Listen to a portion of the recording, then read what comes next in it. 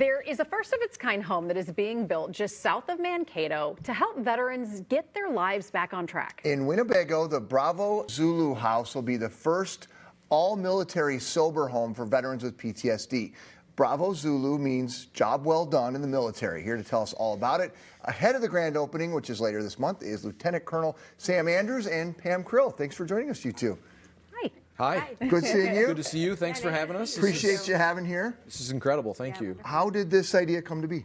So the idea for the Bravo Zulu House was generated out of Trinity Sober Homes. It's a spin-out, and it really addresses very specific healthcare gap in veterans. So as a veteran completes inpatient treatment, roughly 30,000 veterans a month do that. There's no all-veteran sober home for them to transition to.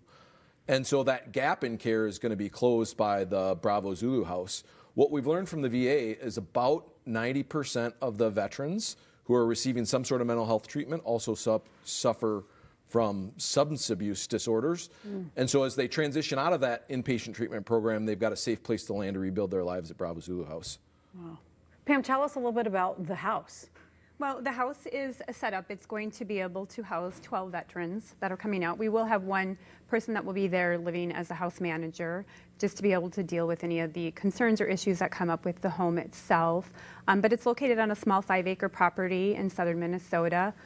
Just giving these individuals kind of that, time to have some clarity to be able to reintegrate back into the community. We are going to be offering, some other services out there for the individuals.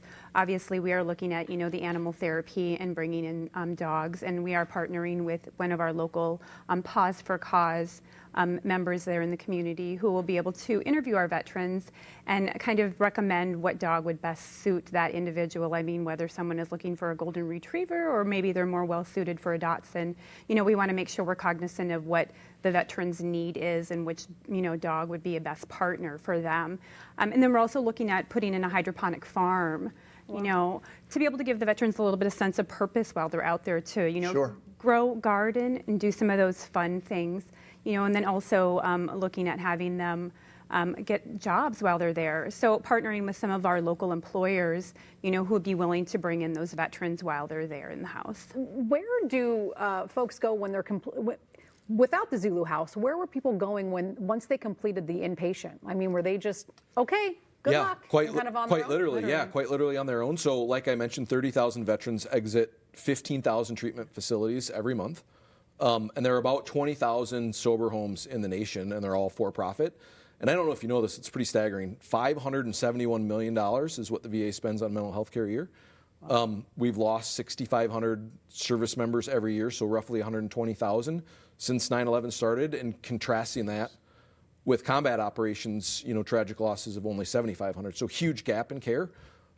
We think the model's infinitely scalable based on, the demand in the market. And it's really important to acknowledge some really incredible organizations that we're also working with, Mayo Clinic, University of Minnesota, and Emory's Veteran Services as well, which will provide the follow-on PTSD therapy. So if we think about it in the macro healthcare system, if you have an acute injury and you end up in the hospital and you receive some type of acute treatment and you can't go home, there is an existing location for those patients. They step down into like a skilled nursing facility, right? Work on OT, PT, right? Manage heart disease, manage metabolic disease. And that part is missing in the veteran care. That's what gap the Bravo Zulu House is filling, because it just doesn't exist right now. So as big of a need as this is filling, you only have 12 spaces or something there, right? How will you narrow that list down? Or how will people apply? How does that work? Well, so we've been kind of partnering with a lot of our county service officers, Vets Court, and so kind of based on recommendations. The individuals will obviously be interviewed, before they come into the home. There will be obviously some stipulations that they'll have to maintain and manage, whether it's, outpatient care, therapy, AA, just because they are recovering. And those things would be requirements for them to come in. But are we turning away a veteran? Absolutely not. We make the comment that this is the first home that we're building right now. This definitely is going to be something that will expand. And we'll have to look at the year's worth of data just to see, how big the need is, and then where do we go from here? Yeah. How long do you envision veterans needing to stay at the house? Are you thinking this is like a month, 6 months, a year? 12 to 18 months. 12 to 18 months. Yeah, 12 to 18 months. So the need is huge. And what we've been reminded by General Votel, local Minnesota Minnesotan, serves on our board of directors as well. This is an exponentially scalable business model. It's exponentially scalable. It's locally supported by local communities in and around Winnebago, in and around Fairmont, and we could put one of these in every county across the country because of the local support of the incredible, generous, business donations and other small donations that have helped make this a reality. And we kind of talked about some of that community support in the commercial break too. I mean, you guys have had $40,000 in donations come in just since the weekend? Yeah, just the weekend. Paint, $20,000 in paint, $40,000 in siding. The American entrepreneur and the American businessmen, they're absolutely incredible. Their businesses have stepped up to donate time and material. They've written big checks. We currently have a matching campaign going on with the SIT Family Foundation. $150,000. He'll match up to $150,000 of matching donations to close the last, round of fundraising. Pam, it sounds like there's a possibility of this expanding to female soldiers or military members. Tell us about that. Yeah, absolutely. As a female veteran, we are really excited to announce that we are going to be starting a capital campaign to open a women's home. So we've actually already started with collaboration and an advisory board. There's about 45 women who have come forward already that want to be part of that board. And again, we're going to be expanding this to another women's home here. And again, there's nothing like this for us. And do you have the capacity? From what I can tell from the video, I think Joe Mason was down there this winter and did a story. Do you have the capacity on property to build more homes there? If it were with the women's home, we wouldn't put it on the same property as the men. We would definitely be putting it. And then obviously you've got to look at from a female perspective. Yes, I love the country, I live there, but most women want some of those other amenities, whether it's close to being to a shopping facility or some of the larger resources. Sure.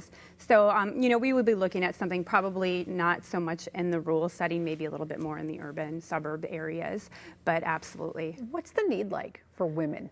The data is a little bit sporadic for the women, obviously, because we can't really narrow down those numbers as to how many women are really out there. But truly, you see the numbers of women in the service growing right now. So the need and desire is definitely there. Awesome. Want to hit a couple opportunities for people who are at home and might be inspired to give, some fundraising events you have coming up. Yeah, you bet. So you can always donate to the Bravo Zulu House at bravozuluhouse.org. We have an awesome virtual grand opening in Mankato, open to the public, opportunities there to paddle race and support the organization. And then the summer, we're going to do Sweaty Clays. Sweaty Clays. Clay shooting? Yeah, clay shooting down in Winnebago. So exciting. we expect, a couple hundred people there to join us and have a great day of fellowship. Well, you guys should feel very proud. What I've seen of the house and like the pictures that you guys have shown on your website of the progress being made, it's a beautiful, beautiful structure, beautiful piece of land. And what you guys are doing is just incredible. And to meet the need, I just wish you all the success in the world and the growth. Thank you.